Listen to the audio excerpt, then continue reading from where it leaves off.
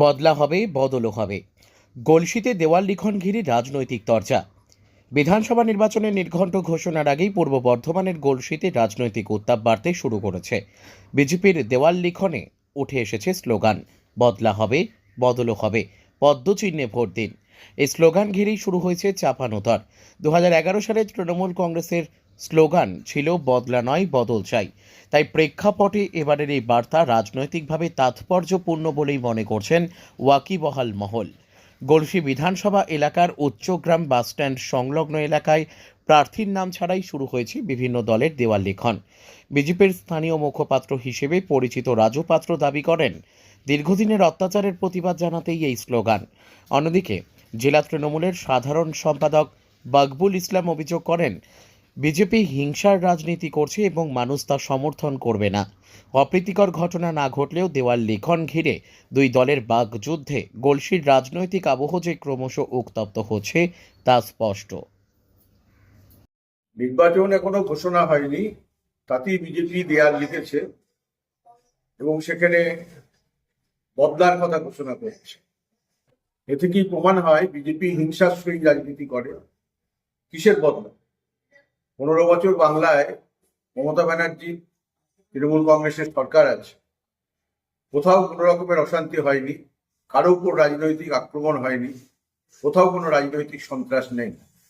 BJP নির্বাচনে বদলার কথা বলে বাংলার মানুষের কাছে এই বার্তা দিতে চাইছে যে তারা যদি ক্ষমতায় আসে, যদিও তা সুদূর করা হতো, কখনোই পশ্চিমবাংলায় তৃণমূল কংগ্রেসের পরিবর্তে বিজেপিকে মানুষ বেছে নেবে না, সাম্প্রদায়িক হিংসাশ্রয়ী রাজনীতিকে মানুষ বেছে নেবে না, কিন্তু তারা এই হিংসা করাবে। আমরা এর তীব্র নিন্দা করছি এবং এই হিংসাশ্রয়ী রাজনৈতিক দল তারা যাতে কোনোভাবে বাংলার মানুষের কাছে গ্রহণযোগ্য না হতে পারে, তার জন্য রাজনৈতিক সংগ্রাম তৃণমূল কংগ্রেস করে আসছে, সেটা করবে। আর বিজেপির এই হিংসা ছড়ানো রাজনীতি তীব্র নিন্দা করছি এবং মানুষকে তাদের সম্পর্কে সাবধান হওয়ার জন্য আবেদন জানাচ্ছি। বাকবুল ইসলাম, সাধারণ সম্পাদক, পূর্ব বর্ধমান জেলা তৃণমূল কংগ্রেস। দেখুন, তৃণমূল যেভাবে সন্ত্রাস চালাচ্ছে, আমাদেরকে প্রচারেতে বাধা দিচ্ছে, আমরা দেওয়াল লিখতে যাচ্ছি, দেওয়াল লেখাতে বাধা দিচ্ছে।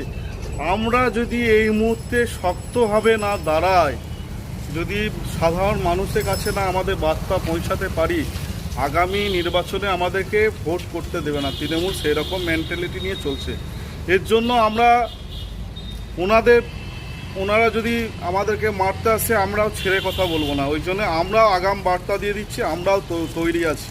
দেওয়াল লেখনের মাধ্যমে ওরা যেইভাবে অত্যাচার করছে, আমরা তো ওনাদের মতন বোম, কাটারি, বটি, তরোয়াল নিয়ে তো মারপিট করতে যাবো না। আমরা দেওয়াল লিখছি, সাধারণ মানুষও বুঝছে যে বিজেপি আসছে। এই জন্য ওরা যে তৈরি করতে যাচ্ছে একটা ভায়োলেন্স, ওই ভায়োলেন্সটাকে আমরা বন্ধ করে দেবো। আগামী দিন দেখতে পাবেন 2026-এ তৃণমূল কংগ্রেস ফিনিশ হয়ে গেছে, কোথাও ওদেরকে রাস্তাঘাটেও খুঁজে পাওয়া যাবে না। বদলা হবে, বদলও হবে। ওনারা যদি এখন আমাদেরকে অত্যাচার করে, আমরা তার বিপক্ষে লড়াই দেবো।